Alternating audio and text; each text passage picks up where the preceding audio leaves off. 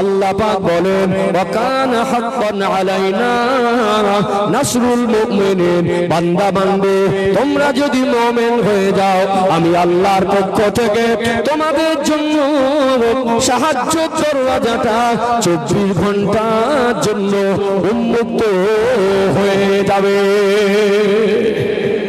মুমিন হয়ে গেলে আমাদের জন্য আল্লাহ সাহায্যের দরজাটা উন্মুক্ত হয়ে যাবে। সাহায্যের দরজা সংকুচিত হয়ে যাচ্ছে, আমরা যতটা দিন থেকে দূরে সরে যাচ্ছি সাহায্যের দরজাটা সংকুচিত হয়ে যাচ্ছে।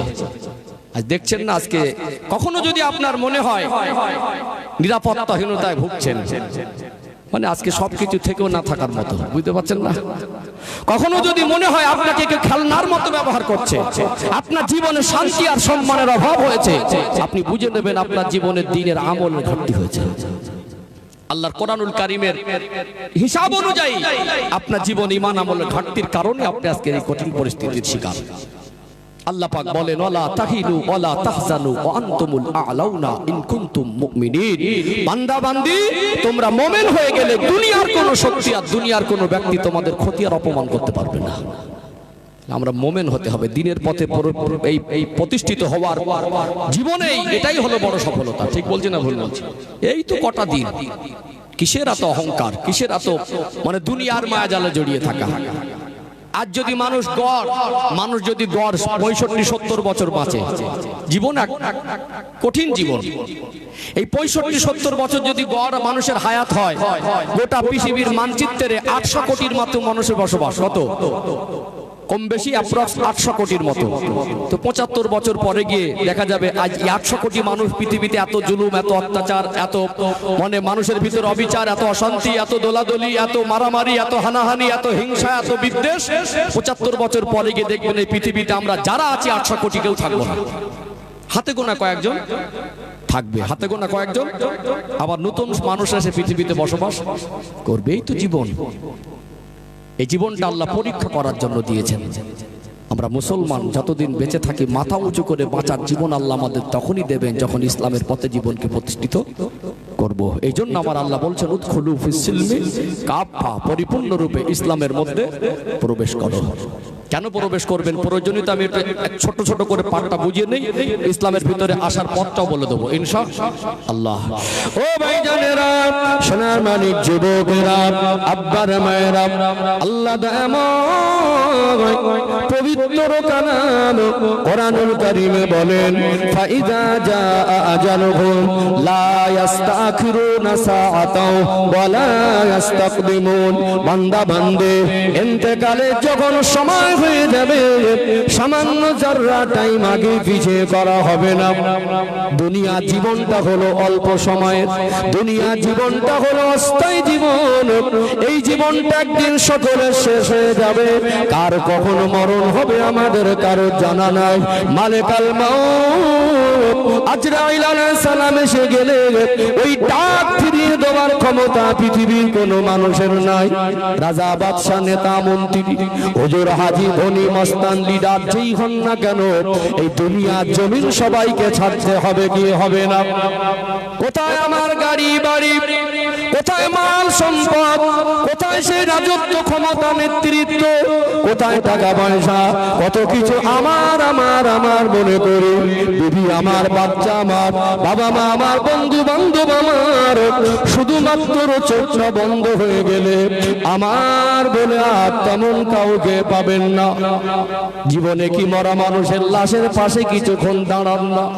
মরা মানুষের লাশটাকে চেয়ে চেয়ে দেখবেন, ওই মানুষটা সারা জনমের মতো বিদায়, তো সারা জনমের মতো চির বিদায়। ওই মানুষটা আর কোনোদিন এই দুনিয়ায় ফিরে আসার কোনো সুযোগ নাই। বিল্ডিং বালাখানা কোথায়, বিবি বাচ্চা কোথায়, যাদেরকে আপন মনে করেন তারাই আপনার লাশটাকে খাটিয়ায় করে কাঁধে উঠিয়ে আপনাকে বিদায় জানাতে কবরস্থানে নিয়ে যাবে। যে সন্তানকে আপন মনে করতেন, ওই সন্তানটা খাটিয়াটা কাঁধে ওঠাবে। কোথায় চলে যেতে হবে? যে বাড়ির মায়া, মালমাত্তার মায়া, দুনিয়াদারি। একটা মানুষ 40 বছর ধরে মেহনত করে ঘর বানায়, ওই মানুষটা মানুষটা মারা যাওয়ার পরে লাশটাকে ঘরের ভিতরে 40 ঘন্টাও রাখা হয় না। পরনে পছন্দের পোশাক পরে থাকি, খুলে ফেলে দেবে। সামান্য ঠান্ডা সহ্য হয় না, সামান্য গরম আমরা সহ্য করতে পারি না। পছন্দের খাবার না হলে মন ভরে না। কখনো খাবারের স্বাদ একটু ভালো না হলে বিবির উপরে রাগটা উগরে দেন। কোথায় সেই ভোগ বিলাসের জীবন? क्या तुम कब्रिस्तान के पास से कभी नहीं गुजारते? कब्र को देखकर अपने मौत को याद नहीं कर सकते? কখনো কি কবরের ধার থেকে যাও না? ওই ভাঙা ভাঙা কবরগুলোকে দেখে নিজের কবরের কথা কি মনে পড়ে না? যেখানে কোনো দামি ম্যাট্রেস আর বিছানা নেই, যেখানে রাজা বাদশা চিনবে না, যেখানে ধনী গরিব বুঝবে না, কোন বংশে বুঝবে না, দুনিয়া জীবন শেষ হয়ে যাবে। কবর এমন একটা জায়গা যেখানে মানুষ কিছুক্ষণ বেশিক্ষণ দাঁড়াতে চায় না। ওই কবরে গিয়ে চিৎকার মেরে মেরে কাঁদলে পরে আপনার কান্নার আওয়াজ পৃথিবীর কোন মানুষের কানে পৌঁছাবে না। কোথায় আপনার সেই দুনিয়া? দুনিয়া সব একদিন মায়াজাল ছিন্ন হয়ে যাবে। ওই কবর জগতে একা থাকতে হবে, যেখানে কোনো আলো নাই, বাতি নাই, যেখানে মানুষের জীবনের নেক আমল ছাড়া কবর আর কিছু বোঝে না। এই কবর জগতে ভালো থাকার জন্য এই দুনিয়া আল্লাহ যতদিন হায়াতে রেখেছেন, ইসলামের ভিতরে যদি প্রবেশ করতে পারি, আল্লাহ আমার কবর জগৎটাকে জান্নাতের টুকরা বানিয়ে দেবে। যদি মনে করেন কবরে যাব না, যা হয় হবে, তো আপনার পার্সোনাল ম্যাটার। যেতে হবে কি হবে না? সারাদিন বালিশে ঘোরাঘুরি করে বালিশে মাথা দিয়ে ভাববেন, ঘুম ভাঙে তো সকাল, আর না হয়তো পরকাল। কিসের মায়া জালে জড়িয়ে আছে? বিশ্বাস করুন, এখন মনে হয় দুনিয়াটা ধোকার জায়গা। কটা দিন যে আছে এইটুকু কারোর বলার ক্ষমতা নেই। কবর জগৎ বড় কঠিন জগৎ। আল মাইয়িতু ফিল কবরি কাল গারিকু ফিল বাহর। আল্লাহর হাবিব বলেন, কবর এমন একটা কঠিন জগৎ। একটা মানুষ সাঁতার কাটতে যদি না জানে, দরিয়া পারাপার করতে গিয়ে নৌকাটা ডুবে যায়, দুর্যোগের কবলে পড়ে সাঁতার কাটতে জানে না, মানুষটা পানির তলায় হাবুডুবু খাচ্ছে, সাঁতার জানে না, হাতটুকু উপরে নাড়াচাড়া করছে, তখন জান বের হয়নি। ওই মানুষটা যতটা অসহায়, একজন কবরবাসী তার থেকে আরো বেশি অসহায় বোধ করে। এখান থেকে মন না চাইলে উঠে চলে গেলে কেউ ধরে আটকাবে না। আটকাবে? ওখান থেকে পালাতে পারবেন? কোথায় যাবেন? কোথায় যাবেন? ওখান থেকে থাকতে হবে, সেখানে আপনার একাকেই থাকতে হবে। সেই জায়গায় ভালো থাকার জন্য আল্লাহ যে কটা দিন হায়াতে রেখেছেন, তওবার দরজা খুলে রেখেছেন। ইসলামের পথে জীবনটাকে প্রতিষ্ঠিত করা দরকার আছে না নেই? আছে না? এই জন্য আমার আল্লাহ বলেন, উদখুলু ফিস সিলমি কাফা, তোমরা পরিপূর্ণ রূপে ইসলামের মধ্যে প্রবেশ করো। কোরআনুল কারীম আল্লাহ পাক বলেন, কুল্লু মান আলাইহা ফান ওয়া ইয়াবকা ওয়াজহু রাব্বিকা যুল জালালি ওয়াল ইকরাম। সব ফানা হয়ে যাবে।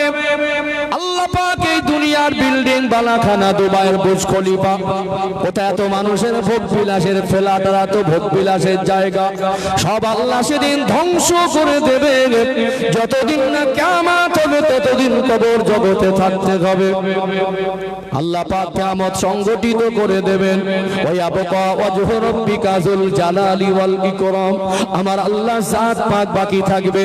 যত মানুষকে আমার আল্লাহ দুনিয়ায় পাঠিয়েছিলেন, যত জিন জাতিকে আমার আল্লাহ দয়াময় দুনিয়া জমিনে পাঠিয়েছিলেন, প্রত্যেকের এই জীবনের হিসাব, চূড়ান্ত হিসাব দেওয়ার জন্য আল্লাহর সামনে দাঁড়াতে হবে।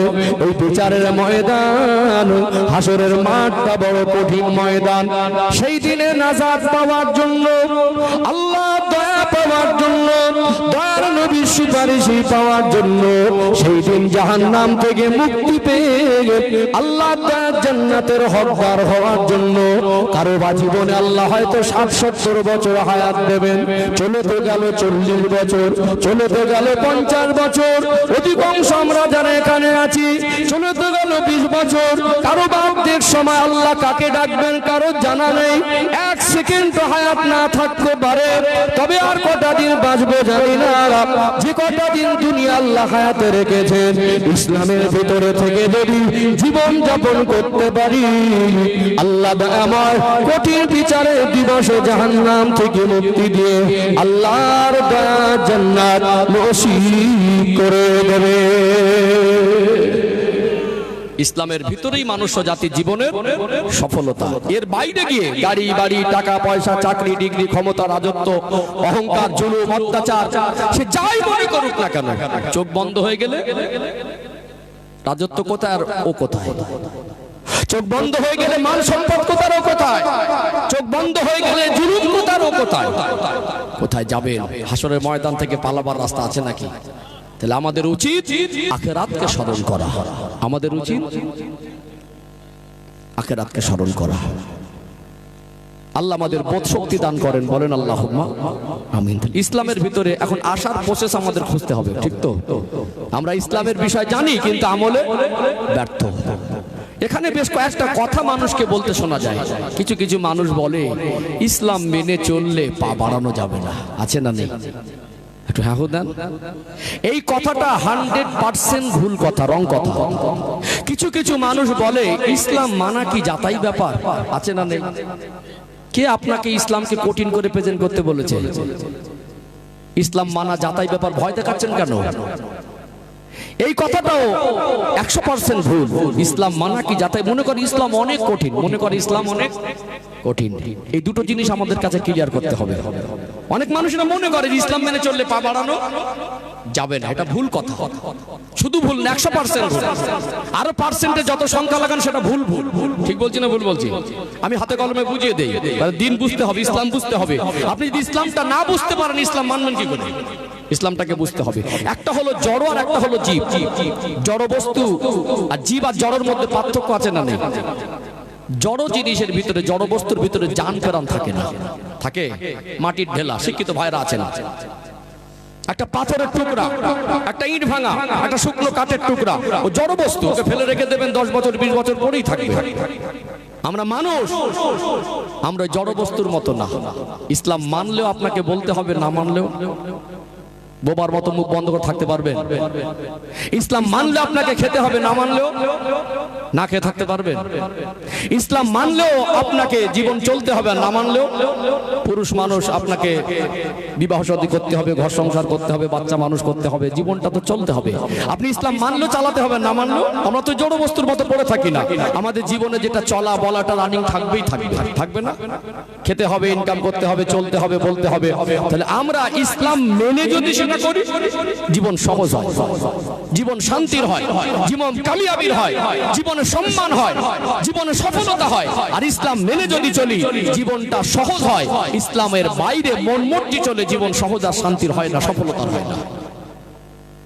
বরং আমরা আমাদের জীবনে কখনো কোনো কঠিন মুসিবত, বিপদ, অশান্তি, পেরেশানি, দুঃখ, কষ্ট, ডিপ্রেশন, মাঝে মাঝে উগরে দেই, বন্ধুর কাছে বলি ভাই সময়টা ভালো যাচ্ছে না, ভাই আমার জীবনে যেন মুসিবত কাটছে না, ভাই কঠিন পেরেশানির মধ্যে আছি না?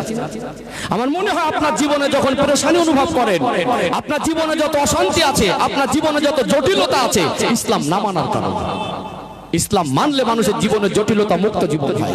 ইসলাম মানলে মানুষের জীবন কঠিন থেকে সহজ হয়ে যায়, শান্তির হয়ে যায়। ইসলাম শান্তি এতদিন শুনে শুনে বড় হয়েছে না যে হাতে কলমে বোঝাবো ইনশাআল্লাহ। আলোচনা বুঝতে পারছেন? এর থেকে ভালো কথা আমার কাছে নেই। আমি আমার দায়িত্ব পালন করতে বসেছি।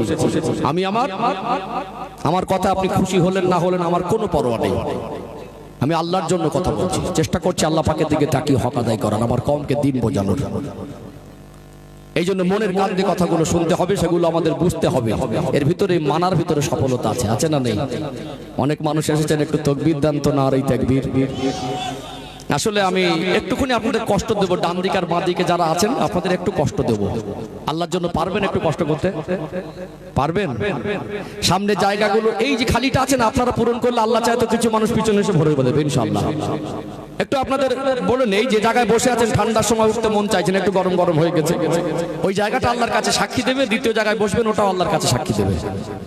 যে আল্লাহ দিনের কথা শুনেছিল এই জায়গায় বসে, আল্লাহর জন্য একটু উঠে আসেন তো, সামনে জায়গা তো বরকত বেশি, একটু আসেন না, একটু এই যে 1/2 ঘন্টার ব্যাপার, একটু আসেন। মাশাআল্লাহ, দেখেছেন কত সুন্দর একটা পরিবেশ। ভাইরা আমার সোনার মানিক, এসো ভাই, একটু কাছে এসো, ভালোবাসা দাও। কাদেরকে বলছো? তোমাদেরকেই তো, তোমরা আমার ভাই না? এই তো মাশাআল্লাহ, দেখেছেন যখন দিনের কথা হয় না আল্লাহ রহমত হয়, আমাদের হৃদয় আল্লাহ নরম করে দেন, দেন না? এর ভিতরে যে তৃপ্তি পাওয়া যায় অন্য কোথাও গিয়ে এই সেই তৃপ্তি পাওয়া যায় না। আমরা আল্লাহর জন্য চটে বসেছি, আল্লাহর জন্য মিলে মিলে বসবো।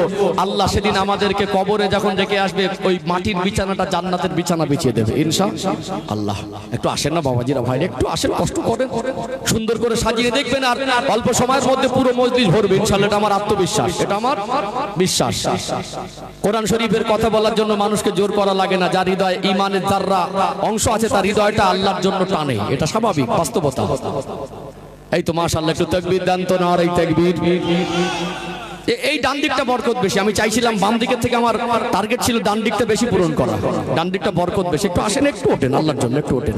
একটা সুন্নাত জীবিত হলো, উঠে আসার কারণে আল্লাহ খুশি হবে যে আল্লাহ দেখছেন যে আমার জন্য ওরা ওঠাউঠি করছে, কার জন্য? আল্লাহর জন্য। আর একটা সুন্নাত জীবিত হলে 100 শহীদের সওয়াব পাবেন। এই সুযোগকে হাতছাড়া করে। আপনারা বসে আছেন, সামনে খালি আছে বলে সুযোগটা পাচ্ছেন, এই সামনে যারা আছে সুযোগটা তারা পেল না। হ্যাঁ, একটু আসেন না, যারা দাঁড়িয়ে আছেন রাস্তায় অনেক ভাইরা, একটু আসেন, একটু আসেন। মাশাআল্লাহ, আর একটু তাকবীর দেন, নারে তাকবীর। সিলসিলায়ে হক মুজাদ্দিদে জামান হিজবুল্লাহ, নারে তাকবীর। মাশাআল্লাহ মাশাআল্লাহ, আলোচনা বুঝতে পারছেন? তাহলে ইসলাম মেনে চলা মানুষের জন্য কঠিন নয়, মানুষের জীবনকে সহজ করে দেয়। যে বলে ইসলাম মানলে পা বাড়ানো যাবে না, ও কি পা না বাড়িয়ে মরার মতো পড়ে আছে নাকি? কি ও পা না বাড়িয়ে কি না খেয়ে কি শুয়ে আছে নাকি? ও কি মরে গেছে নাকি? জানতো মানুষের জন্য তো ইসলাম, মরা মানুষের জন্য ইসলাম মানবে কি করে? আপনি ইসলাম মানলেও আপনার জীবন চলবে, না মানলেও চলবে। মানার ভিতরে দুনিয়ার কল্যাণ, কবর জগতের কল্যাণ, আখিরাতের কল্যাণ। আমরা একটু বেশি বুঝে ফেলি না, ওই জন্য আমাদের জীবন কঠিন হয়ে যায়। দু একজন কি বলে জানেন, কিছু মানুষ আছে মনটা ছোট, মানুষের প্রতি হিংসা বেশি। আবার বিখ্যাত জিনিস তাদের সহ্য হয় না, বিখ্যাত জিনিস তাদের সহ্য হয় না। আগে তো ছিল ইমামতি, আর এখন অধিকাংশ জায়গায় সব গোলামতির পর্যায়ে গেছে। কিছু কিছু মসজিদের কমিটিরা এত বেশি মাতব্বর, মসজিদে ইমাম স্থায়ী হয় না। মানে ইমামকে কমিটির বশত স্বীকার করতে হবে।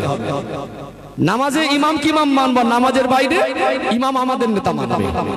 যদি আমাদের কথা মতো চলে তো চাকরি টিকবে, না হয়তো লোটা কম্বল গুছাবে। দুই একজন মনে করে বলে ফেলে, বলে ওরেকে যদি এখান থেকে ইমামতিতে তাড়িয়ে দিই মনে হয় খাওয়া হবে না। অনেকে কি বলে জানেন, হয়তো মনে করেন, একটু উদাহরণ দেই, যাদের একটু দু একজন বক্তাদের দেখলে একটু হিংসা হয়, বুঝতে পারছেন না? বক্তাদের দেখলে একটু হিংসা হয়, বলে ওদের ওয়াজ বন্ধ হয়ে গেলে খাওয়া হবে না, বলে না? অনেকে দেখা যাচ্ছে একটা কোম্পানিতে কাজ করে, তাকে দিয়ে আবার এক্সট্রা হুকুমত চালাতে চায়। সে যদি বসতা স্বীকার না করে ওকে হুমকি দেয়, তোকে কাজ থেকে বের করে দেবো, তোকে এখান থেকে বের করে দিই, তোর খাওয়া হবে না। এরকম কিছু একটা সিচুয়েশন মাঝে মাঝে আসে না কিছু কিছু পজিশনে? এই কথাটা নির্বোধ মানুষের কথা, যে এই কাজ না করলে খাওয়া হবে না, আমি তাড়িয়ে দিলে খাওয়া হবে না, জলসা বন্ধ গেলে খাওয়া হবে না, ইমামতি বন্ধ হয়ে গেলে খাওয়া হবে না। আপনি বলুন তো, আপনার জানা মতে চতুর্পাশে যত মানুষের সঙ্গে আপনার সম্পর্ককে না খেয়ে আছে?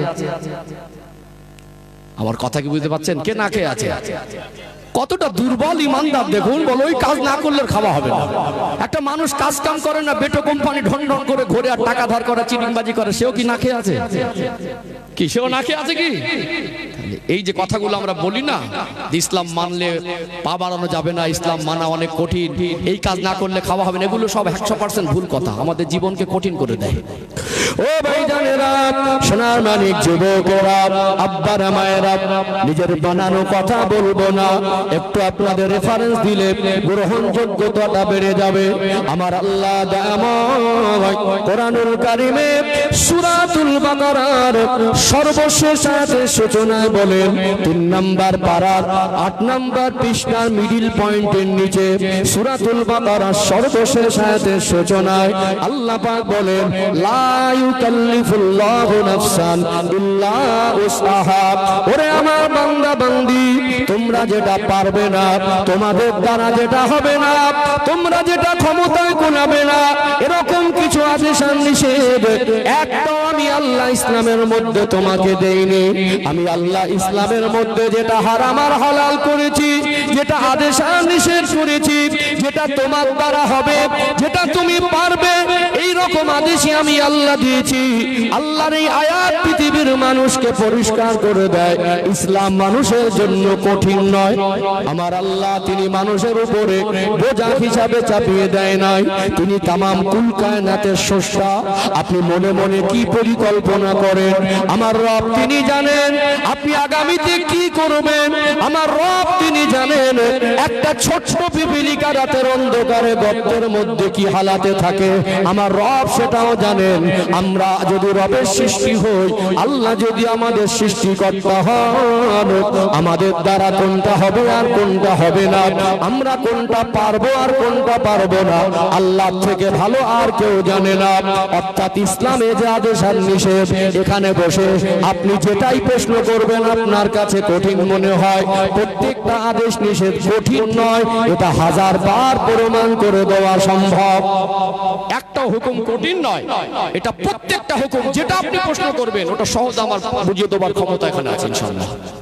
ইসলাম কঠিন নয়, ইসলাম কঠিন নয়, বরং মানার ভিতরে আমাদের জীবন সহজ হয়। যা কিছু আদেশ আর নিষেধ আছে এগুলো মানলে আমাদের জীবনের কল্যাণ হয়। আদেশ মানার ভিতরে কল্যাণ, নিষেধ মানার ভিতরে কল্যাণ। এবারে আমাদের জীবন ইসলামের পথে প্রতিষ্ঠিত হয় না কেন, সেই আলোচনা আসবো ইনশাআল্লাহ। রুটটা পরিষ্কার করে দিলাম, কারণ আগোছালো ভাবে শুধু ঠেলে নিয়ে গেলে তো অজ বোঝানো যায় না, ঠেলে নিয়ে গেলে অজ বোঝানো যায় না। এখানে আমি এবারে হয় না কেন হবে কিভাবে দুটো রুট পরিষ্কার করি, 4টে পয়েন্ট তুলে ধরবে, একটু ধৈর্য ধারণ করেন। 4টে পয়েন্ট তুলে ধরলে ইনশাআল্লাহ পুরো পরিষ্কার হয়ে যাবে আলোচনার রুটটা। দুটো উত্তর বেরিয়ে আসবে, পরিবর্তন হয় না কেন আর হবে কিভাবে। ও ভাই জানেরা, সোনার মানিক যুবকেরা, আব্বারা মায়েরা, আমরা এত কিছু চালাক চতুর হয়ে গাড়িটা পরিবর্তন করে বাড়িটা পরিবর্তন করে নিলাম, রাস্তাঘাট ডেভেলপ হলো, লেবাস পোশাক ডেভেলপ হলো। আজ থেকে 40 বছর ব্যাপী পিছিয়ে যান, আগের দিনে মানুষের খাবারের মান আর এখন খাবারের মান অনেকটা পরিবর্তন। কোথায় সেই মাটির বাড়ি, তাদের জীবনটা সবকিছু পরিবর্তন করতে পেরে আমরা কেন আমাদের জীবনকে ইসলামের পথে প্রতিষ্ঠিত করতে পারলাম না?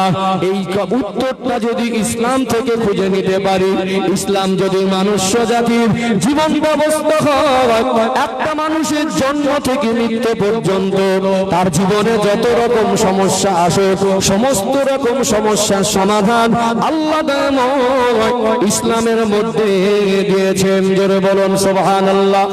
এই পৃথিবীতে আমাদের সন্তানদের নামাজে প্রতিষ্ঠিত করতে গেলে, হারাম হালাল মুক্ত জীবন তৈরি করতে গেলে, ইসলামের পথে প্রতিষ্ঠিত হতে গেলে, পর্দার আলো বাস্তবায়ন করতে গেলে, এখানে আমরা যারা গার্জিয়ান আমাদের প্রত্যেককে দায়িত্ববান হতে হবে, দায়িত্বশীল হতে হবে।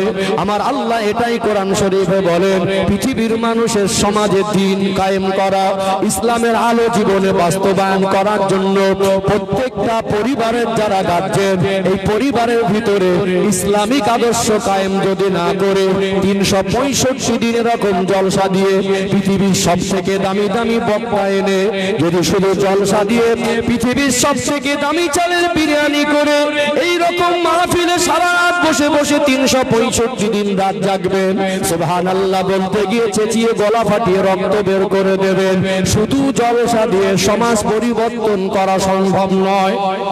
শুধু জলসা দিয়ে যে পরিমাণে রং ঢঙের বক্তা বেরিয়েছে আর যে পরিমাণে জলসা বেড়েছে, শুধু যদি জলসা দিয়ে সমাজ পরিবর্তন হয়ে যেত তো শুধু পরিবর্তন কেন, সব আল্লাহর ওলি হয়ে যাওয়ার কথা ছিল। ঠিক বলছি না ভুল বলছি? একটা সহজ উদাহরণ দেই, একটা সহজ। ধর্ম তার পার্সোনাল ম্যাটার, সে কোন ধর্ম মানবে তার ব্যক্তি ব্যাপার। অর্থাৎ আমি কোন ধর্ম আক্রমণ করা এটা আমার ধর্ম শেখায় না। আমি জাস্ট উদাহরণের জন্য বলছি, উদাহরণের জন্য। মনে করুন আমরা তো ভারতবর্ষে হিন্দু মুসলমান মিলেমিশে চলি। অনেক সময় কি হয়, এক স্কুলে পড়াশোনা একজন হিন্দু একজন মুসলমান দুজনের মধ্যে বন্ধুত্ব হয়, হয় না? উদাহরণ দিচ্ছি, এটা বাংলার কালচার, হিন্দু মুসলমান মিলেমিশে আছে, আর আগামীতেও থাকবো। রাজনীতির মঞ্চ না, রাজনীতির বক্তব্য করার জায়গা না, আমি রাজনীতির নেতাও না। হিসাব করে কথা বলি, আমি বেলাইনে কোন লাইনে যাব না, আমি এতটুকু বলি। উদাহরণ দিচ্ছি, এখন একটা হিন্দুর ছেলে একজন মুসলমানের ছেলে একই স্কুলে পড়াশোনা করতে করতে দুজনা একই ক্লাসে পড়তো, ক্লাসমেট ছিল, একই বছরে গিয়ে চাকরি পেয়েছে। কলকাতা একটা ফ্ল্যাট ভাড়া নিয়েছে, দুজনে চাকরি করে। শুধুমাত্র দেয়ালের এপার আর ওপার, একজনের ফ্ল্যাট এপার, একজনের ফ্ল্যাট পাশাপাশি, একই ফ্ল্যাট থাকে, দেয়ালটা শুধু পর্দা আছে না নেই? আছে না, দেয়ালটা পর্দা। দুজনে বিবাহ করলে একই বছরে দুজনের পরিবার আল্লাহ দুটো সন্তান দিলেন। এই দুটো সন্তানকে দুজন বন্ধু মানুষ করলো। কখনো একসঙ্গে বেরিয়ে যায়, ছেলে দুটোর ভিতরে বন্ধুত্ব আছে, যারা এই দুটো সন্তান জন্মগ্রহণ করলো। 18-20 বছর পরে গিয়ে দেখা যাচ্ছে এই দুটো সন্তান, দুই বন্ধুর ছেলে শুধু দেয়ালের এপার আর ওপার মানুষ হয়েছে। দুজনের ভিতরে ধর্মীয় বিশ্বাস, আদর্শ, চিন্তা, চেতনা, আকীদা, এদের ভিতরে যে অবস্থান, আসমান আর জমিন পার্থক্য হবে না? কি গো, আসমান জমিন পার্থক্য হবে না?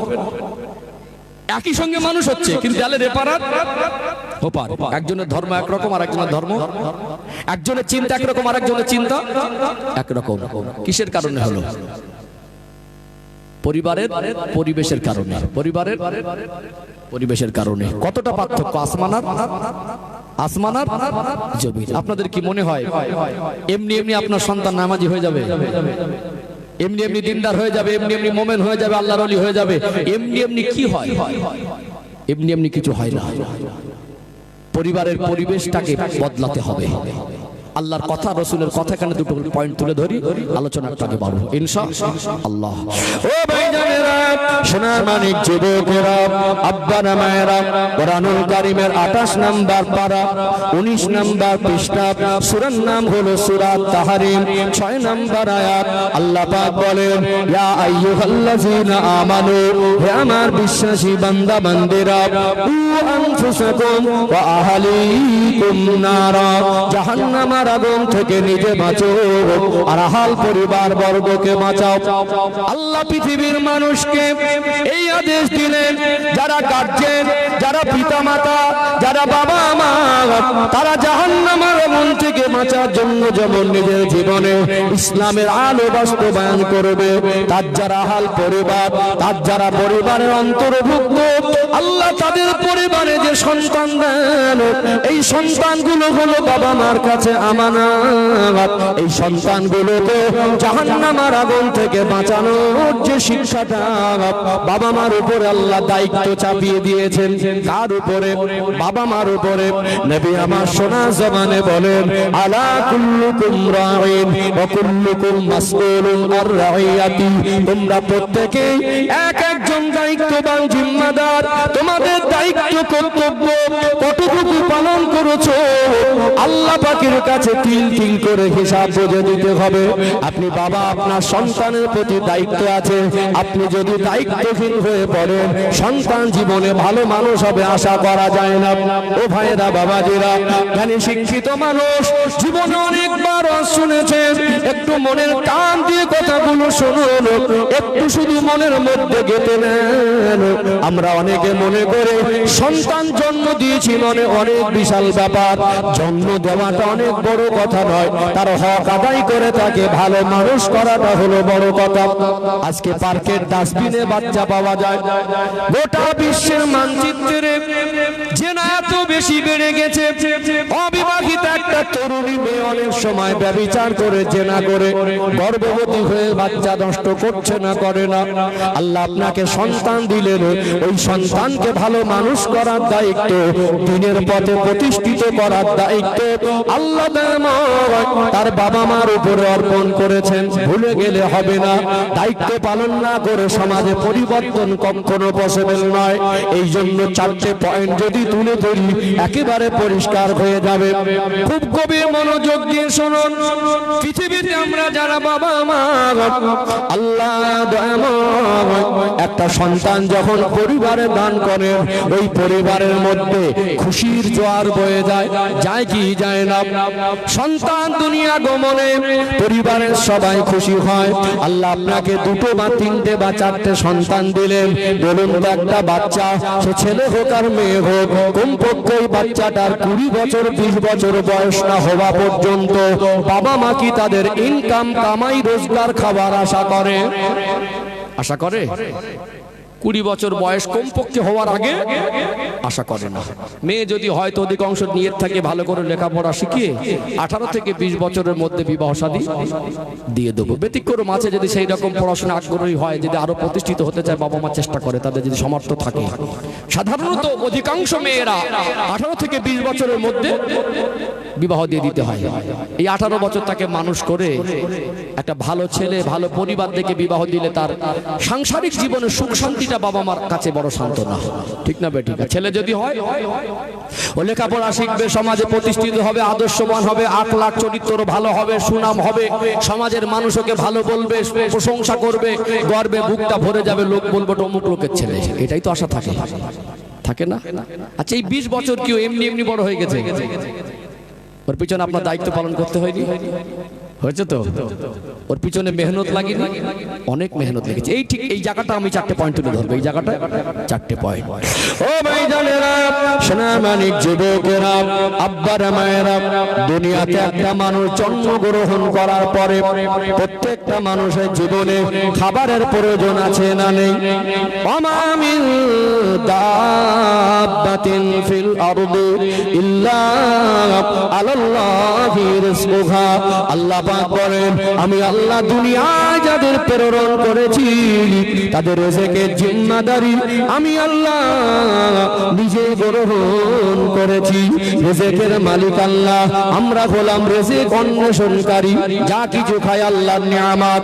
অর্থাৎ একটা বাচ্চা 20 বছর ধরে বাবা মা তাকে লালন পালন করে, ছেলে হোক আর মেয়ে হোক, ওই সন্তানটার ভালো খাবার সময় মতো তার কাছে দেওয়ার জন্য একজন বাবাকে কত বেশি পরিশ্রম করতে হয়।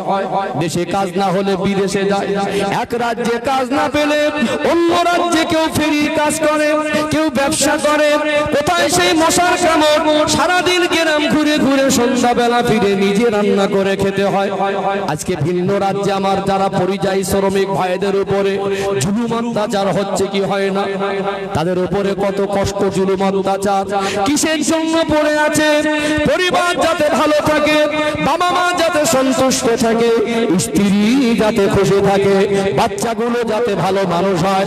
8 ঘন্টা মাটি কোপানো কাজ, রাজমিস্ত্রির জোগাড়ে কাজ, সিমেন্টের বস্তাগুলো মাথায় তুলে নিয়ে একতলা থেকে 2 তলা 50 কিলো ওজন, কতই কষ্ট না করতে হয়। এই সন্তানগুলোকে লালন পালন করার জন্য বাবা তার জীবনে কত হাজার ফোঁটা ঘাম জমিনে ঝরায়। এমনি আপনার সন্তান না খেয়ে বড় হয়নি, এই 20 বছর ধরে সন্তানকে কলিজার টুকরা মনে করার পরে আজকে দুঃখজনক কিছু কিছু অপদার্থ সন্তান বাবা মার চোখের চোখ রেখে বলে, তুমি আমার জন্য কি করেছো? বলে না? আর চোখ ফুটেছে, সে বলছে আমার জন্য তুমি কি করেছো? অপদার্থ নাদান সন্তান, তোমার বাবা যা করেছে গায়ের চামড়া ছিলে যদি জুতা বানিয়ে দাও দিন শোধ হবে না। কি করেছে মনে? ওই সন্তান হয়তো হিসাব করেনি 20 বছরে কত টাকা খেয়ে হজম করেছে। আপনি উত্তর দিতে ব্যর্থ হয়ে যান, আপনি হয়তো হিসাব করেননি এক একটা বাচ্চা কত টাকা খায়। ওয়াজ বোঝাতে গেলে একটু হিসাবটা বুঝিয়ে দিই, মগজে ঢুকে যাবে। আজকে বর্তমান যা জিনিসপত্রের দাম, দ্রব্যমূল্যের যে দাম, 100 টাকা 3 বেলা খাওয়াতে টান টান হবে। ঠিক বলছি না ভুল বলছি? 50 টাকা একটা ক্যাডবেরির দাম। হ্যাঁ, 10 টাকা দিলে বাচ্চারা ছুড়ে ফেলে দেয়, 10 টাকা নেবো না, 20 টাকা দিতে হবে। তো 100 টাকা যদি নিম্ন হিসাব করেন, বেঁচে থাকার মতো খাবার যদি সাদা মাটা খায়, দামি দামি মাছ গোশ ফল ফল মন পছন্দের মতো পকেট খরচা বাদ দিয়ে শুধু বেঁচে থাকার মতো যদি খাবার খায়, তো পার ডে 100 টাকা হলে মাসে 3000, 12 মাসে 36,000, 20 বছরে 7,20,000। কত টাকা? তোমার ওই বাবার ঘামের কাতরার বিনিময় টাকা। 3টে সন্তান 7,20,000 করে, মিনিমাম 7 থেকে 10 লক্ষ টাকা এক একটা সন্তান ওই 20 বছরে খেয়ে হজম করে দিয়ে বলছে তুমি আমার জন্য কি করেছো? তোমার ওই বাবা যা করেছে, অসুস্থ শরীর, সকালবেলা কাজে গিয়ে কষ্ট করে কাজ করেছে। যখন তুমি বলেছিলে গোশত খাবো, কাছে টাকা ছিল না, বাবা তো তুমি মনটা মানিনি, অন্যের কাছে হাত পেতে ঋণ করে যতক্ষণ না তোমাকে গোশত খাইয়েছে বাবার মন স্থির হয়নি। ছোটবেলায় বলেছিল আপেল খাবো, অভাবের সংসার ছিল, 1 কিলো 2 কিলো আপেল কেনার পয়সা ছিল না, নিজে খাইনি, নিজে না খেয়ে 30 টাকা দিয়ে একটা আপেল কিনে তোমাকে খাইয়েছিল। অপদার্থ সন্তান বাবাকে বলছে তুমি আমার জন্য কি করেছো? কত হাজার ফোঁটা ঘাম ঝরেছে, কত মানুষের বাড়ি বাড়ি কাজ করেছে, কত কষ্ট, কত পরিশ্রম তারা করেছে। আজকে সেই বাবা যখন বার্ধক্য জীবনে পৌঁছে গেল, কারো বা হার্ট দুর্বল, কারো বা হাই সুগার, কারো বা বাতের ব্যথা, শরীর আর আগের মতো চলে না। প্রত্যেকের একটা দিন আছে না নেই? এখন আর শরীর চলে না, ইনকাম করার ক্ষমতা নেই। এখন 3টে ছেলে আর 3টে বৌমা, এরা ওই শ্বশুরটাকে আর শাশুড়িটাকে বোঝা মনে করছে। কি কঠিন এক পরিস্থিতি। 3টে বৌমা ঠেলাঠেলি করে, বলে ও দেখেন আমি দেখবো কেন, ও দেয় না আমি দেবো কেন। ওই বুড়ি মানুষটা, মাটা 1 মুঠো ভাত খায়, বোঝা হয়ে গেল। ওই বুড়ো বাবাটা 1 মুঠো ভাত খায়, বোঝা হয়ে গেল। সেই বাবা যদি 200 টাকা চায়, চাওয়ার অধিকার আছে না নেই? তোমার পিছনে 5 থেকে ওই শুধু খাবার হিসেব দিচ্ছে, আরো হিসেব আমার বাকি আছে। তোমার বাবা যা করেছে, সেই বাবা যদি আজকে শরীর চলে না, 200 টাকা চাওয়ার অধিকার আছে না নেই? নির্বোধ সন্তান 200 টাকা চাবে বলে সামনে যায় না, 200 টাকা চাইবে বলে সামনে যায় না। আজকে বাস্তবতা দেখুন না, সব প্রত্যেক বাড়িতে কুটুম আছে না নেই? 2000 টাকার বাজার করেছে, 3000 টাকার বাজার করেছে, বাবার হাতে 200 আর 300 টাকা চা খরচা দিতে পেরেছে। কলজে ফেটে যাচ্ছে সব। হুজুরের কাছে যাচ্ছে, হুজুর একটু তাবিজ দেন, বরকত হয় না। বাবা মার হক ফাঁকি দিয়ে বরকত খুঁজছো। বরকতের সবথেকে দামি তাবিজ হলো বাবার মার দোয়া। বাবা মার হক নষ্ট করে বরকতের তাবিজ মাথার চুল থেকে পায়ের তলা পর্যন্ত ঝুলিয়ে বরকত পাবে না। আজ ভাবতে অবাক লাগে, 3 জন সন্তান বাবাকে আর মাকে বোঝা মনে করছে। ওই একজন বাবা পরিশ্রম করে ওই 3টে সন্তানকে তো বোঝা মনে করিনি। মনে করেছিল যে তোরা 3 জন আমি খেতে দিতে পারবো না একা, আর 3 জন বডি বিল্ডারের মতো ঘুরে বেড়াচ্ছ, 3 জনের কাছে বোঝা মনে হচ্ছে। আমার মাঝে মাঝে মনে হয় পৃথিবীর কোন শহরে যদি লজ্জা শরম কিনতে পাওয়া যেত, লজ্জা শরম কিনে এনে নির্বোধ সন্তানদের দিতাম, তোদের কাছে রাগ একটু। 3 জন সন্তান মিলে বোঝা মনে করছে। তারপরে দেখবেন এমন এক কঠিন পরিস্থিতি, ছেলের যদি মন চায় তো বৌমার মন চায় না। ছেলে যদি দিতে 200 টাকা মন চায় তো বৌমা রাজি হয় না। আজকে আমাদের ঘরে কিছু মেয়েরা, মায়েরা, বৌমায়েরা আছে বিষাক্ত সাপের থেকে ডেঞ্জার। ছেলেটার কাছে বাবা 200 টাকা চাইলো, ও 200 টাকা যেই দিয়েছে বাবাকে, বৌমা ম্যাজিক ম্যান হয়েছে। ম্যাজিক বুঝুন, ম্যাজিক ওই খেলা দেখায় না, একটা কাগজের মধ্যে ফুল দিয়ে টেনে লাল নীল রং কালার পাল্টায়। আমাদের বৌমারা গিরগিটের মতো কালার পাল্টায়। মুখটা ছিল 2 কিলো হয়ে যাবে 4 কিলো। মানে ছেলে তার বাবাকে পয়সা দিচ্ছে, ঝাড়া মারছে, এমন করে মনে হয় যেন বাপের বাড়ির থেকে এনে দিচ্ছে।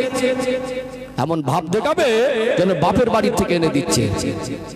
মারাত্মক ডেঞ্জার। মুখ এইরকম ভার করে সংসার অশান্তি করছে। কোথায় পেলে স্বামীটাকে?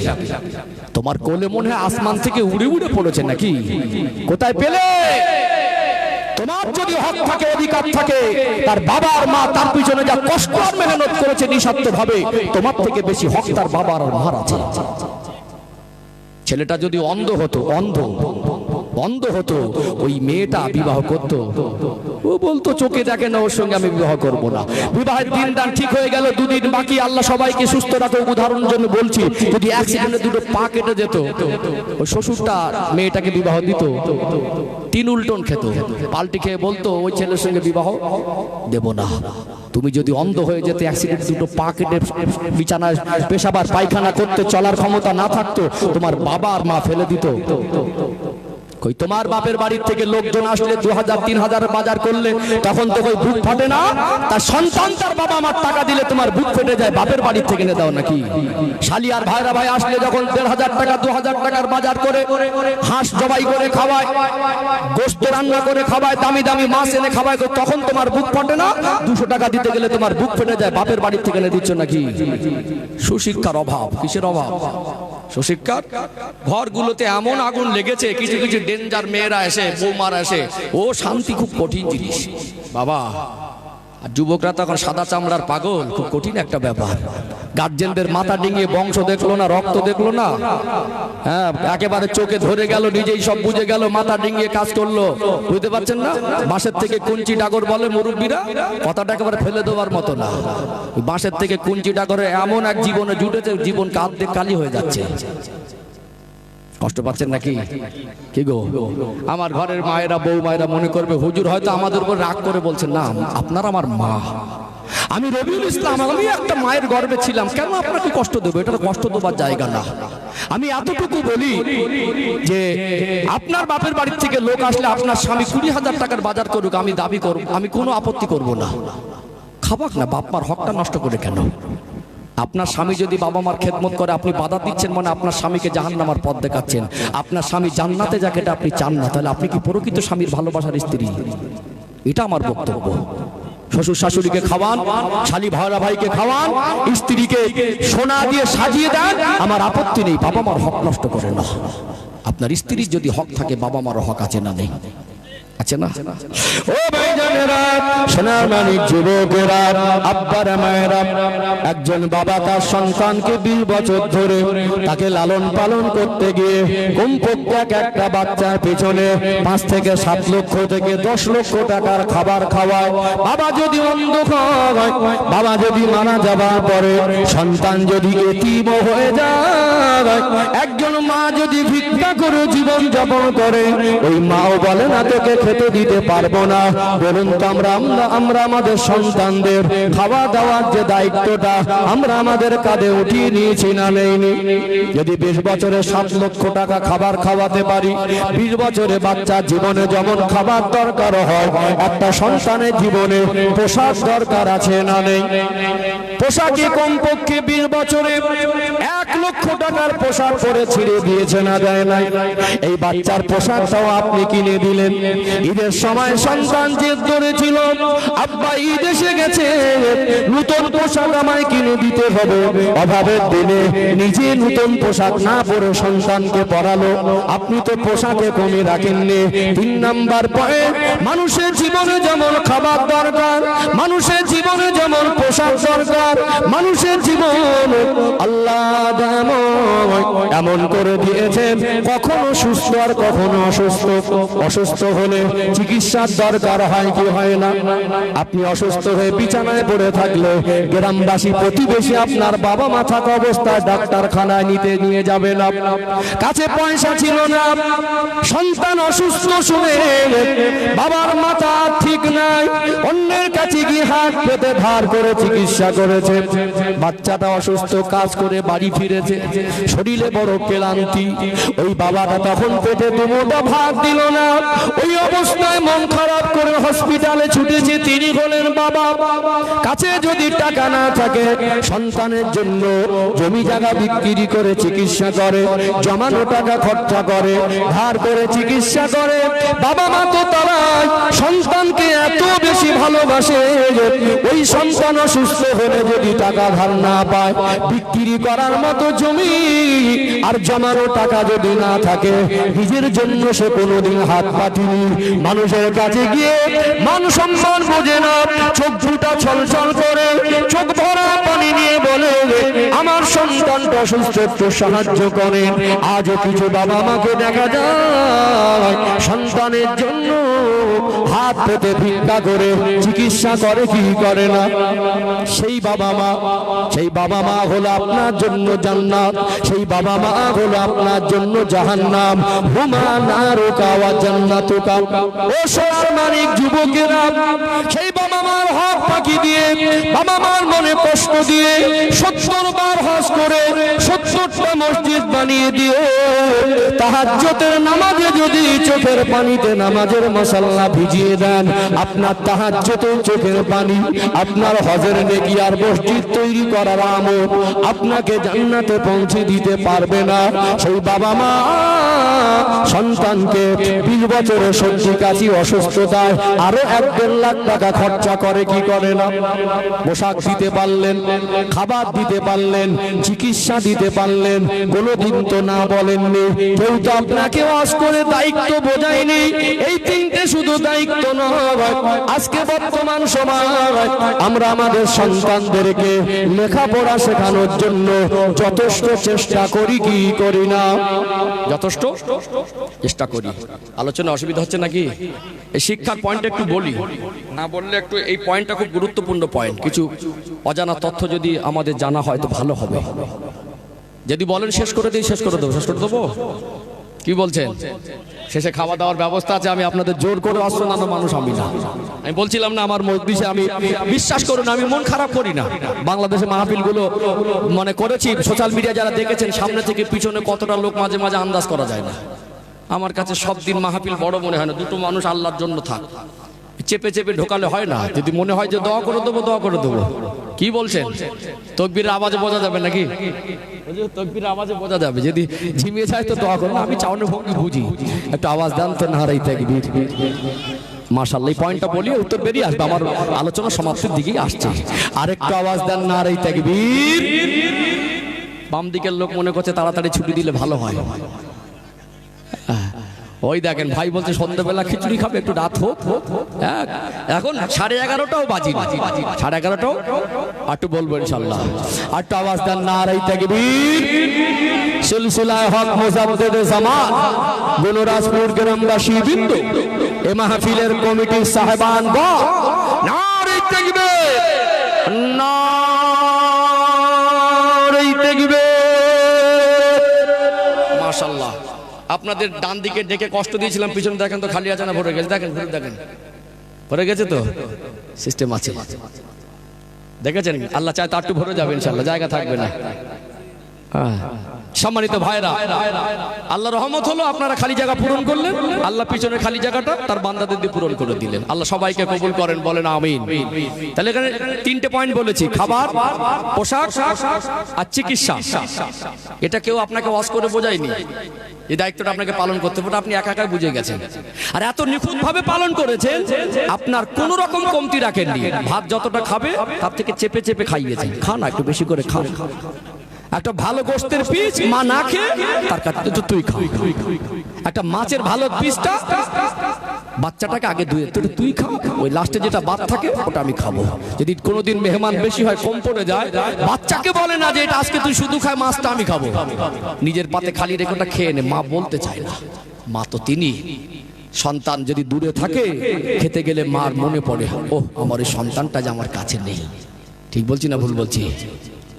মা বাবাকে একটু খেদমত করেন। অনেক বেশি তারা মায়া মমতা দিয়ে লালন পালন করেছেন। এই তিনটে দায়িত্ব পালন করতে কষ্ট হয়নি, খরচা হয়নি? হচ্ছে। 4 নম্বর দায়িত্ব শিক্ষার যে বিষয়, শিক্ষা। আমরা বলি না শিক্ষা জাতির মেরুদণ্ড। 2-4টে বাংলা লেখাপড়া শিখে আবার মাঝে মাঝে ইসলাম বিরোধী মন্তব্য করে কিছু, মানে 1.5 বেটারি মার্কা পণ্ডিত আছে না, ওর জানা নেই ইসলামের ভিতরে শিক্ষার গুরুত্ব কতটা বলা আছে।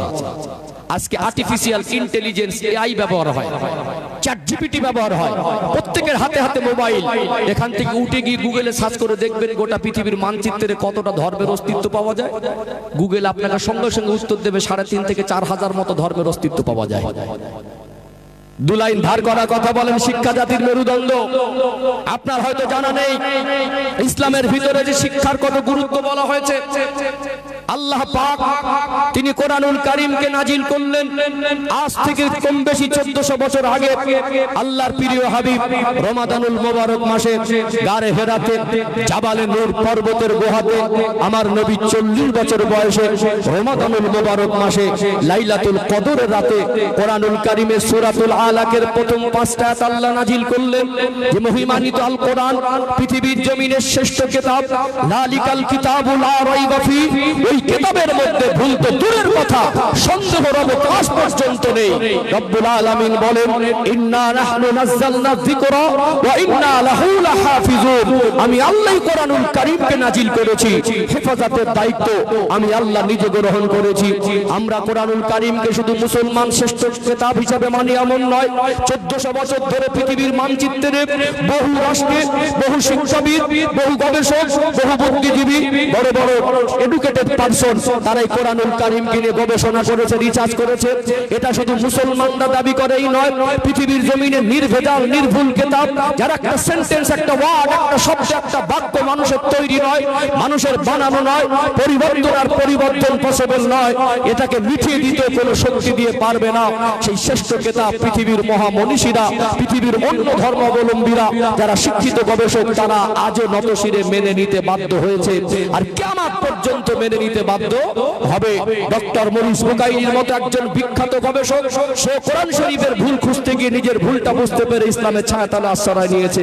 বাংলার জমিনে সম্প্রীতি নষ্ট করার জন্য কিছু দালাল অমানুষ আছে, তারা আবার কোরআনুল কারীমকে নিয়ে মন্তব্য করে। অন্ধকে আপনি বোঝাতে পারবেন এই ফুলটা লাল না সাদা? যে চোখেই দেখে না দুনিয়ার আলো, ওই অন্ধকে এই ফুলের নির্ণয় করে একে বোঝাবেন এক সামনে ধরে লাল না সাদা? একটা অন্ধ মানুষকে লাল সাদা ফুল বোঝাতে পারবেন? তো ঠিক অসীম সরকারের মতো ফোরপাশ এক অপদার্থ, সেও বাজার গরম করার জন্য কোরআন শরীফের ভুল ব্যাখ্যা দিচ্ছে। কোরআন শরীফটা আরবিতে বানান করতে পারবে না। 2 ক্লাসের ছাত্র, ওকে যদি একটা মেডিকেল ডাক্তারি ক্লাসের একটা সাবজেক্ট বোঝাতে চান, ওর মাথায় ঢুকবে না, মাথার উপর থেকে যাবে। বড় হাস্যকর ব্যাপার। কোরআন শরীফ কি বোঝে অপদার্থ? ও নিজে পেশাব করে পানি নেয় না, ওই পেশাবের ছিটেটা নিয়ে ঘুরে বেড়ায়। এই অপদার্থ কোরআন শরীফের ভুল ধরতে আসছে। বড় হাস্যকর ব্যাপার যে নামটা বোঝে না, তাকে গুণ ভাগ বোঝানো যাবে? নামটা বোঝে না, গুণ ভাগ বোঝানো যাবে? কোথাকার কে আর আমরা ভাবাতে দে, ও কোরআন শরীফের ভুল ধরতে আসছে। যার পেশাবের ফোটার যোগ্য না, গোটা বিশ্বে 1400 বছর ইতিহাস সাক্ষ্য দেয়, এই অসীম সরকারের বাবার বাবার বাবার শিক্ষক তারা। বুঝতে পারছেন না? তারাও শ্রেষ্ঠ কিতাব হিসেবে মেনে নিয়েছে। অর্থাৎ পৃথিবীর জমিনের শ্রেষ্ঠ কিতাব এটা শুধু মুসলমানরা দাবি করে এমন নয়, পৃথিবীর মহামনীষীরা নতশিরে মেনেছে, মানিনি।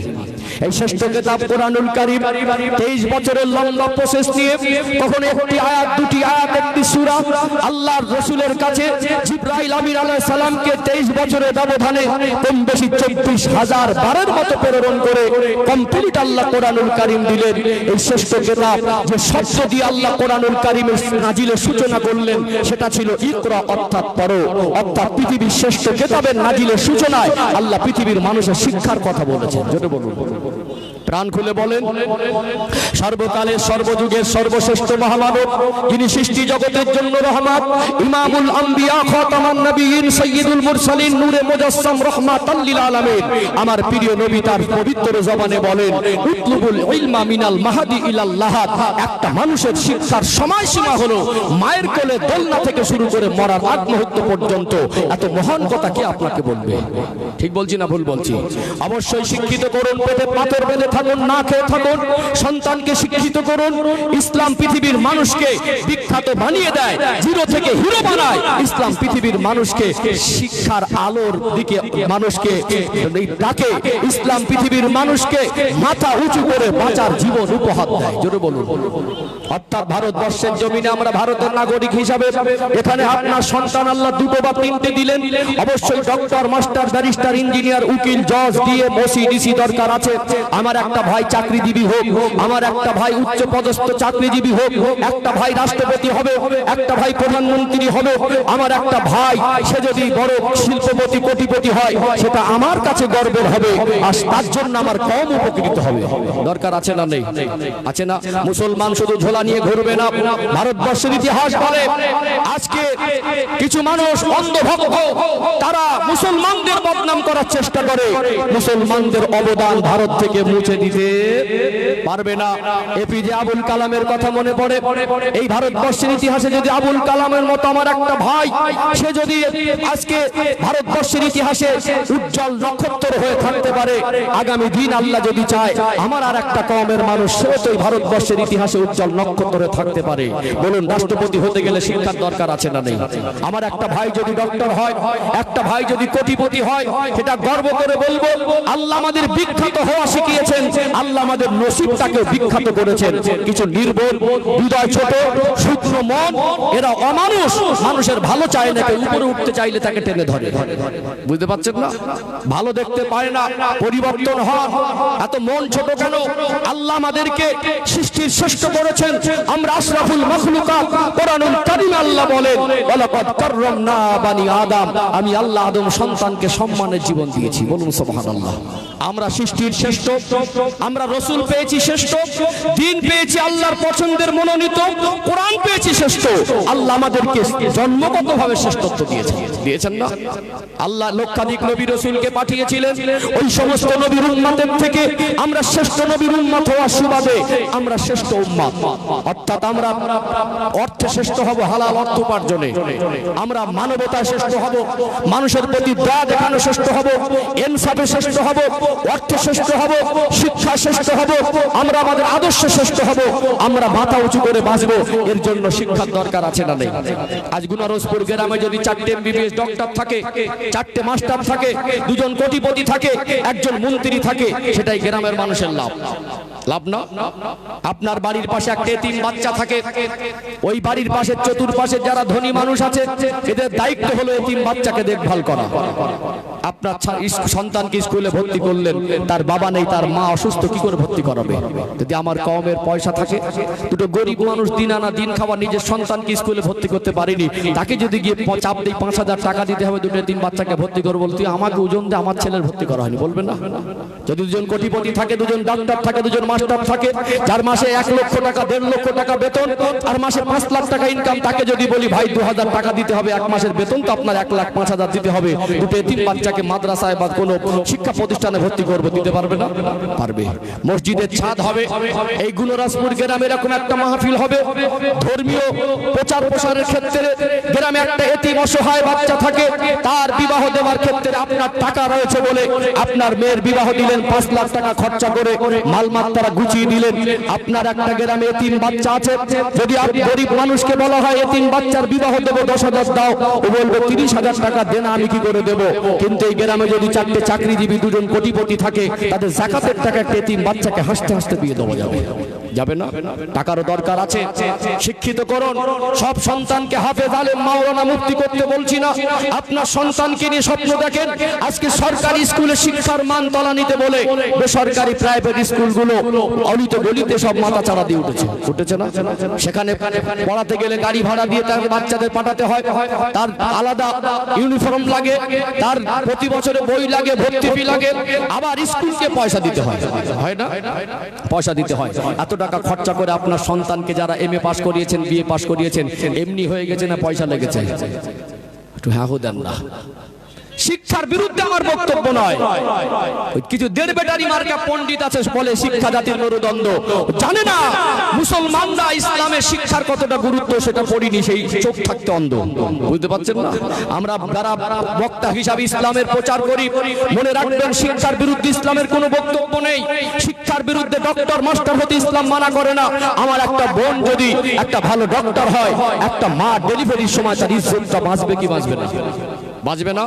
অবশ্যই আপনার মেয়েকে ডক্টর করুন না, কে মানা করেছে? পর্দায় থাকবে, দিনদারিতার মধ্যে থাকবে, দরকার আছে না নেই? একটা ভাই যখন হসপিটাল করবে, নার্সিং হোম করবে, সেখানেই মেয়েটা ইজ্জতের সঙ্গে চাকরি করতে পারবে, মা বোনদের ইজ্জত তার দ্বারা হেফাজত হবে, হবে না? অবশ্যই সন্তানকে শিক্ষিত করুন, অর্থাৎ পোশাকের দায়িত্ব নিলেন, খাবারের দায়িত্ব নিলেন, চিকিৎসার দায়িত্ব নিলেন, জেনারেল শিক্ষার দায়িত্ব নিলেন, এতে আমার আপত্তি নেই, এগুলো তো নিতেই হবে। আপনার কি মনে হয় 4টে দায়িত্ব আপনার শেষ? না, আমরা এই 4টে পালন করেছি। হাট্টি মাটিম যদি মুখস্থ হয়, আতা গাছে তোতা পাখি যদি মুখস্থ হয়, তো 4টে কলেমা কেন মুখস্থ হবে না? আমার প্রশ্ন এটাই, নামটা যদি মুখস্থ হয় তো জানাজা নামাজের পদ্ধতি কেন মুখস্থ হবে না? ABCD যদি শিখতে পারে তো কোরআন শরীফ কেন শিখতে পারবে না? আমরা বাবা মা দায়িত্বহীনতার ভুগছি, আমাদের দায়িত্ব ভুলে গেছি, যার কারণে আমাদের সন্তানরা আজকে নামাজ শুদ্ধ করে পড়তে পারে না, এক বদনা পানি দিলে উজু করতে পারে না, 40টা গালাগালি মুখস্থ, 4টে কলেমা বলতে পারে না। এটা 100% বাবা মার জন্যই এটা হয়েছে। এর জন্য বাবা মা 100% দায়ী। ঠিক বলছি না ভুল বলছি? এর জন্য বাবা মা 100% দায়ী। এইখানে বসে প্রতিজ্ঞাবদ্ধ হন, আমাদের দায়িত্ব 4টে না 5টা। কটা? পোশাক, খাবার, চিকিৎসা, জেনারেল শিক্ষা, সাথে সাথে দিনের শিক্ষা, সাথে সাথে দিনের শিক্ষা। 40 বছর বয়স হয়ে গেল, 50 বছর, 40 জনা মানুষের জানাজা পড়লেন, এখনো বলে হুজুর নিয়তটা বাংলায় বলে দেন। কথা বুঝতে পারছেন না? 40টা মরা মানুষকে কাফন শান্ত পরানো লাশকে ধোকা দিলেন, শুধু আল্লাহু আকবার বলে জানাজার নামাজ পড়লেন। আপনি জানাজা নামাজটা শিখতে হবে, আর সন্তানকে শেখাতে হবে। এই বিবেক আপনার ভিতরে জাগ্রত হল না, বিবেক মরে পচে গেছে। আপনার সন্তানকে 18 বছর 20 বছর মানুষ করলেন, সূরা ফাতিহা শেখালেন না, উযু শেখালেন না, জানাজা নামাজের দোয়া শেখালেন না, ঈদের নামাজ কিভাবে পড়তে হয় শেখালেন না। দুটো সন্তানকে মানুষ করলেন, 20 বছর সময় পেলেন, আর হুজুর 2 ঘন্টার জন্য আসবে আর সারা গ্রামের মানুষকে বসিয়ে দেবেন। হুজুর মনে হয় 2 ঘন্টা আল্লাহর ওলি বানিয়ে দিয়ে বাড়ি যাবে নাকি? এই অঙ্ক কোথায় শিখলেন? আজকে মসজিদে এসি লাগিয়ে গ্রানাইট টাইলস মার্বেল চকচকে ঝকঝকে করে ফল সিলিং করে মসজিদ ভর্তি হয় না। আফসোস, আমরা মসজিদকে আকর্ষিত করে মুসল্লিকে আকর্ষণ করতে চাই, আমরা মুসল্লির মনের মধ্যে মসজিদ ঢুকাতে পারি না। সন্তানের ভিতরে নামাজ ঢুকিয়ে দেন, তাকে পারিবারিক ভাবে আদর্শবান করুন, তার ভিতরে সুন্নাতের আদর্শ থাকবে, ন্যায় ইনসাফের শিক্ষা থাকবে, ইসলামের আলো থাকবে, আল্লাহর ভয় থাকবে, নবীর মহব্বত থাকবে। ও যদি নামাজি সন্তান পারিবারিক ভাবে তৈরি হয়, মসজিদ যদি তালপাতার ছাউনি হয়, ওর পরোয়া নেই আল্লাহর জন্য ওখানে নামাজে দাঁড়াবে। মসজিদ যদি না পায়, ওর পরোয়া নেই জঙ্গলে আর সাগরের মাঝায় সে আল্লাহর জন্য নামাজে দাঁড়াবে। ঠিক বলছি না ভুল বলছি? আমরা মসজিদকে চকচকে ঝকঝকে করেছি, কিন্তু মুসল্লির মনের মধ্যে মসজিদ ঢোকাতে পারিনি। আজ আমাদের কাজ দা দেখেছেন, ছেলের বিয়ে দেবে ছবি নিয়ে ছেলে দেখেছি হিরোর মতো লাগছে, উপর থেকে বড় লোকে আনা চাল আর ভিতরে পাক্কা ছোট লোক। ছেলে দেখেছি হিরোর মতো লাগছে, মানে দাবি নেই আশা আছে, দাবি নেই মানে দাম বাড়াচ্ছে। ছেলে দেখেছিস হিরোর মতো লাগছে, কি হিরো জানেন? ও গেম খেলায় হিরো, ফেসবুক চালানো হিরো, গালাগালিতে হিরো, গুটকা খাওয়ায় হিরো, মদ খাওয়ায় হিরো। ওকে বলছে হিরো, নামাজ পড়তে পারে না হিরো, 4টে কলেমা বলতে পারে, 40টা গালাগালিও দিচ্ছে হিরো। আপনি বাবা আর আপনি মা সন্তানকে পোশাক দিতে পেরেছেন, খাবার দিতে পেরেছেন, চিকিৎসা দিতে পেরেছেন, এবিসিডি শেখাতে পেরেছেন, এটা আপনার দায়িত্ব ছিল না জাহান্নামের আগুন থেকে বাঁচানোর জন্য তাকে দিনের শিক্ষাটা দেওয়া? আপনার সন্তানকে পারিবারিক ভাবে দিনের শিক্ষা না দিলে এই রকম জলসা 365 দিন দিয়ে সমাজ পরিবর্তন হয়ে যাবে না। ওটা পারিবারিক ভাবে শিক্ষা দেওয়ার দায়িত্ব আল্লাহ বাবা মার উপর অর্পণ করেছে। এমনি এমনি 2 ঘন্টা সবাইকে পরিবর্তন করে দেওয়ার জন্য মজলিস না, আলেমরা সচেতন করবে, সজাগ করবে, দায়িত্ব বুঝিয়ে দেবে। দায়িত্ব পালনটা হলো এটা প্রত্যেকের দায়িত্ব। কথা ঠিক বলছি না ভুল বলছি? এখানে বসে প্রতিজ্ঞাবদ্ধ হন, 5টা দায়িত্ব নেব ইনশাআল্লাহ। আমরা যদি দায়িত্ব নেই তো আমাদের সন্তানরা দিনদার হবে। ও যদি কোনোদিন নেতা হয়, ত্রিপল চোরা জালেম হবে না, সমাজের সেবক হবে। ও যদি কোনোদিন ধনী হয় তো অহংকারী হবে না, গরিবের বন্ধু হবে। ও যদি কোনোদিন ডক্টর মাস্টার হয়, স্কুল থেকে বাড়ি ফিরে এসে নামাজে দাঁড়াবে, তারপরে খেতে বসবে। কথা ঠিক না বেঠিক? আজকে দিনদার সন্তান তৈরি করার ক্ষেত্রে বাবা মার উপর আল্লাহ দায়িত্ব দিয়েছেন। এই দায়িত্ব পালন করা দরকার আছে না নেই? আছে না? ও ভাই জানেরা, সোনার মানিক যুবকেরা, আব্বারা মায়েরা, সময় বেশি নেব না, খুব সংক্ষেপে 2-4টে কথা বলে একটু মগজে ঢুকিয়ে নেন। আমরা যারা বাবা মা, আমরা যারা দাদু দাদিমা, আমাদের পরিবারের ভিতরে যদি ইসলামিক আদর্শ কায়েম করতে না পারে, আল্লাহ আপনাকে 2 বা 3টে সন্তান দিলেন, হাফেজ আলেম যদি মন চায় তো একটাকে করলেন, কিন্তু নাই বা আপনি হাফেজ আলেম মাওলানা মুফতি করেন, নামাজের শিক্ষা, কোরআনের শিক্ষা, ইসলামের শিক্ষা, জাহান্নামের আগুন থেকে বাঁচাবার শিক্ষা দিতে হবে। এটা আল্লাহ আপনার উপরে দায়িত্ব অর্পণ করেছে। আপনি যদি এই শিক্ষা না দেন, আল্লাহর দরবারে আপনাকে আসামি হতে হবে। এই শিক্ষা না দেওয়ার ভয়াবহতা আমি সংক্ষেপে বলতে পারবো, তবে একটু মনোযোগ দিয়ে শুনুন। আপনি দাদু সকালবেলা ফজরের নামাজ পড়ে চায়ের দোকানে গেলেন, পকেটে হাত দিয়ে দেখলেন 10 টাকা, মনে হলো একটা চার একটা বিস্কুট খেলে ভালো হয়। হঠাৎ মনে পড়ে গেল পোতাটার কথা। ঘুম থেকে উঠে দাদু ভাই বলে চাপতে ধরবে। শুধু চাটা খেলেন, সেদিন বিস্কুট খেলেন না। 5টা টাকা দিয়ে দাদু ভাইয়ের জন্য একটা খাবার নিয়ে আসলেন। কত আদরের মায়া মমতার সম্পর্ক। 10 মিনিট কোলে বসিয়ে আপনি যদি সূরা ফাতিহা প্রত্যেক দিন পড়াতেন, ওই বাচ্চাটা 3 বছর 4 বছর 5 বছর বয়স, প্রত্যেক দিন দাদু যদি 10টা মিনিট করে দিন শেখাতো, ওই সন্তানটার ভিতরে ইসলামের বেসিক শিক্ষাগুলো এসে যেত কি যেত না? যেত না? ওর মেজাজ হতো দাদু ভাইয়ের কাছে দিন শিখলে খাবার দেয়। দাদু ভাই বিড়ির বান্ডিলটা আছে বালিশের তলা থেকে দাও না, বড় হয়ে আল্লাহর ওলি হবে নাকি? আপনি বাবার কাছ থেকে ঘরে ফিরলেন, স্ত্রী দুটা তিনটে বাচ্চাকে নিয়ে পেরেশান, বললো একটু বাচ্চাটা কাঁদছে, আপনি ধরেন। আপনার মাথায় নামাজ নেই, আপনার হৃদয়ে নবীর ভালোবাসা নেই, আপনার অন্তরে আল্লাহর ভয় নেই, সপ্তাহে সপ্তাহ নামাজ পড়েন না, একবার উজু করেন না এক মাসে, আল্লাহকে আল্লাহ বলেন না, সন্তানকে লালন পালন করছেন, আপনি হয়তো ভুলে গেছেন সন্তানটা আপনার কাছে আমানত, এর হক আদায় করা আল্লাহ আপনার উপরে দায়িত্ব দিয়েছে, নচেত আল্লাহর কাছে আপনাকে আসামি হতে হবে। আপনার সন্তান দুনিয়ায় অমানুষ হয়ে ঘুরলে এর জন্য সমাজে খারাপ পরিবেশ তৈরি হবে। আপনার সন্তানকে দিন শেখানোর জন্য আপনি বাবা কোনোদিন 10 মিনিট সময় দিলেন না, আপনি মোবাইলে ব্যস্ত, এইবারে কোলের কাছে টেনে নিয়ে আপনি বাবা, আপনিও দেখছেন আর তাকেও দেখাচ্ছেন, অভ্যাস তো বাবা নিজে করিয়েছে। মাটির ঘরে এই সবে বরাতে চাঁদ উঠলে কোরআনুল কারীম তেলাওয়াতের পরিবেশ ছিল, এখন কোরআনুল কারীম আর খতম হয় না, ঘরে আর কোরআন তেলাওয়াত হয় না। আল্লাহ দয়া, ওই মাটির ঘরটা পাকা ঘর, ওই ঘরে কত সুন্দর ডিজাইন নকশা, কোরআন শরীফ গুলো তোলা আছে, আর তেলাওয়াত হয় না। এখন নাটক আর সিরিয়াল খতম হয়, মা ওই অশ্লীল ভিডিও বেহাপনায় ডুবে থাকে, বাচ্চাকেও দেখায়। এখন মা নিজে বলছে কার্টুন না দিলে ভাত খায় না, বলছে কি বলে না। আপনি বাবা আর মা 10 মিনিট করে দিন শেখালে ওর ভিতরে নিষ্পাপ নিরপরাধ বাচ্চা, যার কোনো গোনা নেই, আয়নার মতো হৃদয়টা পরিষ্কার, ঈমান ইসলামের ভিতরে তৈরি হয়ে যেত, আল্লাহর মহাব্বত আর নবীর ভালোবাসা ওর ভিতরে তৈরি হয়ে যেত। আজকে তাকে সেগুলো না শিখিয়ে আজ কিছু বাবা নামের কলঙ্ক অপদার্থকে দেখা যায়, ফুলের মতো একটা বাচ্চাকে নাচিয়ে রেকর্ডিং করে ওটা আবার ফেসবুকে রিল হিসেবে আপলোড দিচ্ছে, না দেয় না। মায়ের পর্দা নেই, মেয়ের পর্দার ঠিকানা নেই, বাবা মসজিদে যায় না, ছেলেও যায় না, মনে করে কোনো দায়িত্ব পালন করা লাগবে না, আর হুজুররা এসে 2 ঘন্টা ওয়াজ করে দিয়ে আপনার সন্তানকে আল্লাহর ওলি বানিয়ে দিয়ে যাবে। এই স্বপ্ন যদি আপনি দেখে থাকতে থাকেন, কিয়ামত পর্যন্ত এই স্বপ্ন বাস্তবায়ন হবে না।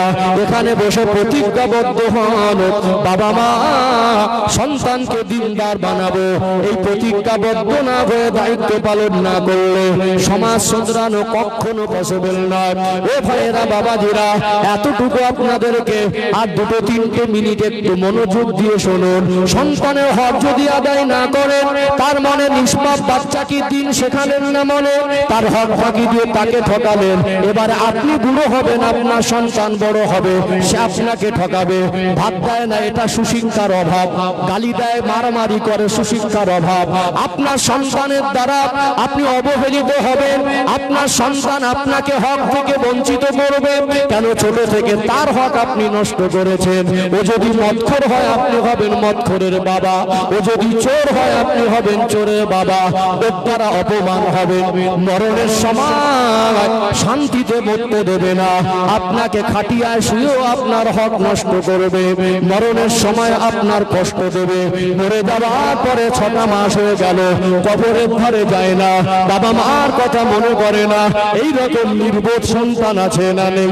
সব দোষ সন্তানের নয়, আপনি তার হক ফাঁকি দিয়েছেন, আপনি তাকে ঠকিয়েছেন বলে তার থেকে ঠকতে হচ্ছে।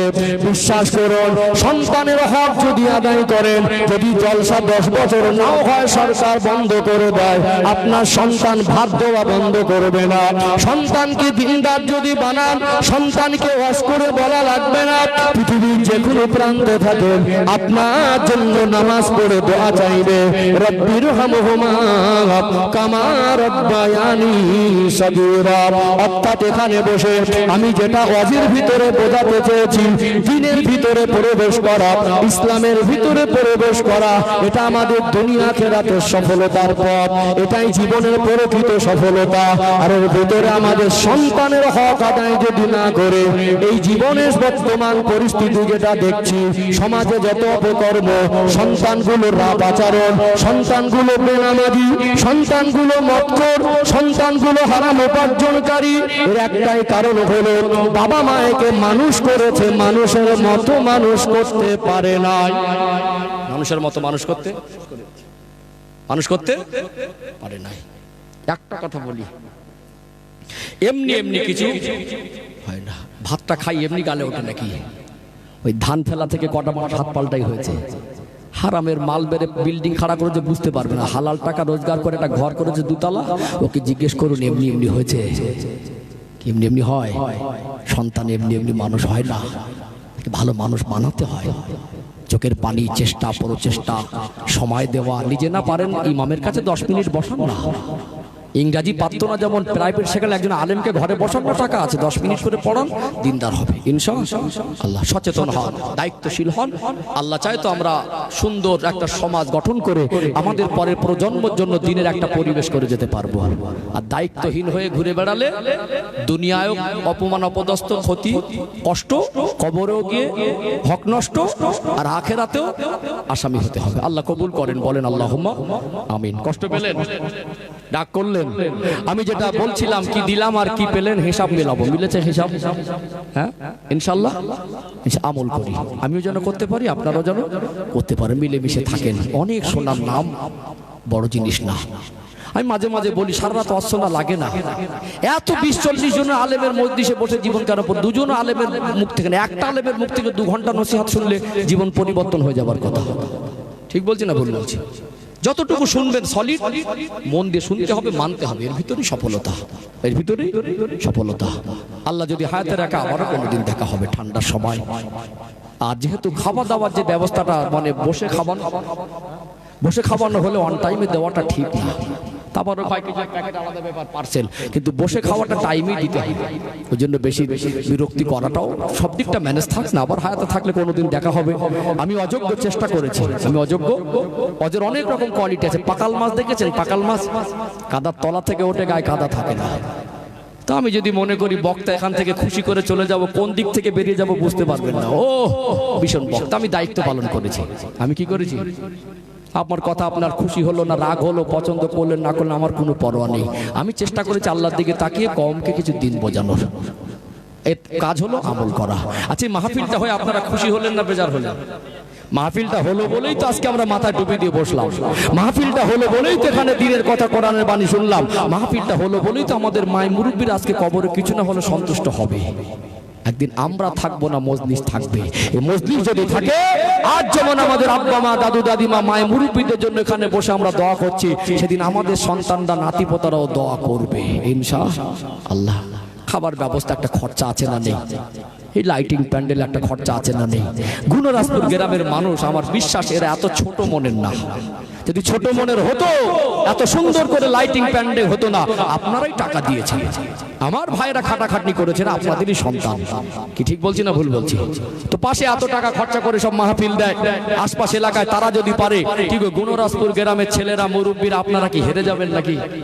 ভালো কালে জেদ করতে হবে, প্রতিযোগিতা করতে হবে, ওর থেকে ভালো করবো, ভালো কথা শুনবো, ভালো আলেমের সহবাতে বসবো। ওই পেশ লাগানো কথা ভাই, এটা আমার দ্বারা হয় না, ঘৃণা হয়। এই রকম বড় বড় হুজুর, বুঝলেন, নামে একেবারে এই রকম হেডলাইন, উঠে মুখ বেঁকিয়ে কাটি না মারলে ওয়াজি হয়। খুব কম আসি, বিশ্বাস করেন। এই জন্য এলাকাটা কম আসি। বাবা হলো না, ভাত বাড়ি গিয়ে খেলাম। হাজার দরজা খোলা, মানুষের পেরেশান করে দেয়, একটা ডেট দেয়। ভাইয়ের ভালোবাসায় আমি না করিনি, ঠিক আছে আসবো, আলহামদুলিল্লাহ, খুব ভালো পরিবেশ। এত মানুষ বলবেন আমার বিশ্বাস ছিল না। কি এত মানুষ বসবেন আমার বিশ্বাস ছিল না। আল্লাহ সবাইকে কবুল করেন। একটু ছোট করে কালেকশন করব, খুব বেশি বিরক্তি না, মন থেকে যেটা আসে। দুটো একটা কথা বলেন, আমি পেশাদারি কালেকশনের বক্তা না, বুঝলেন। একটু মন থেকে দুটো একটা কথা বলি। যার টাকা আল্লাহ দিনের কাজে লাগাবেন সেটা তার নসিব। দুটো একটা কথা শুনে লং টাইম নেবো না, মন থেকে দুটো কথা শুনে নেন। সম্মানিত ভাইরা, আমরা মানুষ, পুরুষ মানুষ, তো আমাদের জীবনের একটা পাঠ হলো আমরা রোজগার করি। কি করি? কি গো, রোজগার না করলে পুরুষ মানুষ জীবনে দাঁড়াতে পারবে? মার কাছে ভালো হতে পারবে না, বাবার কাছে হতে পারবে না, স্ত্রীর কাছে, বাচ্চার কাছে। একটু নেবো বাবাজি, একটু নেবো, একটু নেবো, সবাইকে নাচে